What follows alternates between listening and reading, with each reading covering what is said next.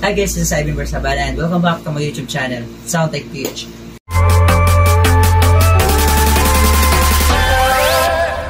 So this time, another budget speaker from Away na naman ang ating pag-uusapan, Away Model K22. And please watch this video.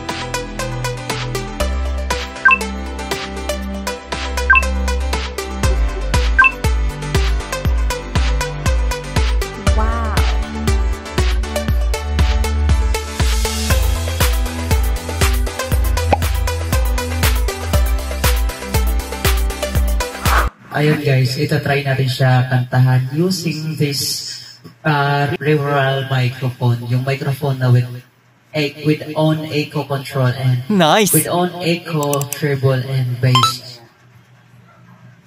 Ayan. Kasi wala tayong available na microphone na ma-testing bukod dito. So, tinest natin siya ngayon gamit yung guitar port, hindi yung microphone port. Okay, try natin siya.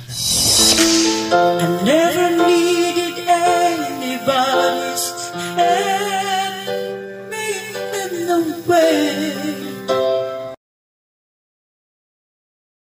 but now these days are gone, I'm not so self-assured. Now I find I've changed my mind. I open up the door, help me, you get out of feeling down, and I do appreciate you. Try naman natin siya na doon natin siya isalpak sa mismong microphone port. Okay. Ilipat na natin siya. Ayan. Hello? Okay, ayan. Nilipat na natin siya sa mismong microphone port. Yan, sa input mismo ng microphone. So, malalaman natin anong kaibahan. Parang same lang naman. No? Parang same lang. Another night slowly passes, and I feel so lonely. Touching it, freezing on my skin. I pretend you still hold me. I'm going crazy, I'm losing sleep. I'm into fun.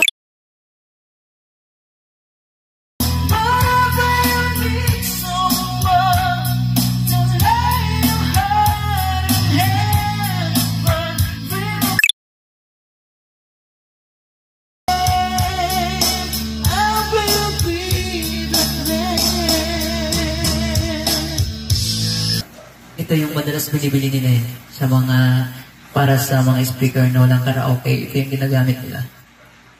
So baka sa ano na talaga mismo, sa speaker or I don't know, kung sa microphone board, sa speaker, basta hindi siya smooth.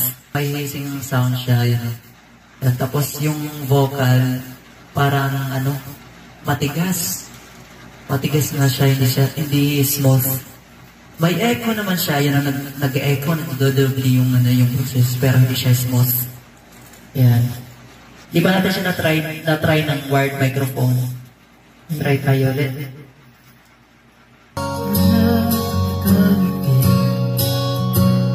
Yeah. beses na rin tayong umindi.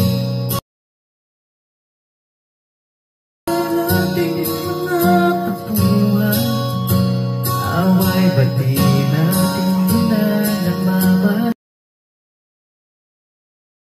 Ito tayo, ngunit sa huli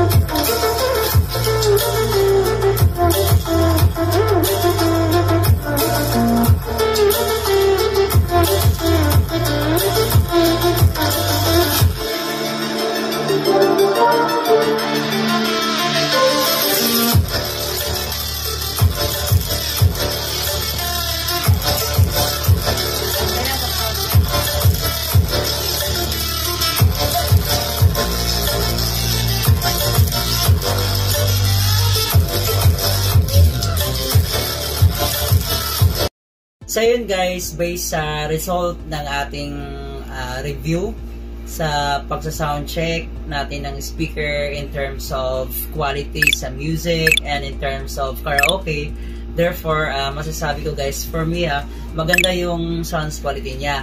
Wow. So maganda talaga siya guys, pero hindi siya ganun kalakas since 8 naman siya. Solid yung sounds niya and hindi basag. Kaso, in terms of karaoke, dun lang medyo dismayado tayo kasi nakadalawang try na ako ng dalawang klase ng microphone, which is yung napanood nyo sa video, yung Ray-Woral, na meron siyang on echo control, on treble and bass control. So, hindi nagiging maganda yung output niya. And yesterday, last day, na-try ko na rin siya gamitan ng Shure mic. Yung wireless din naman.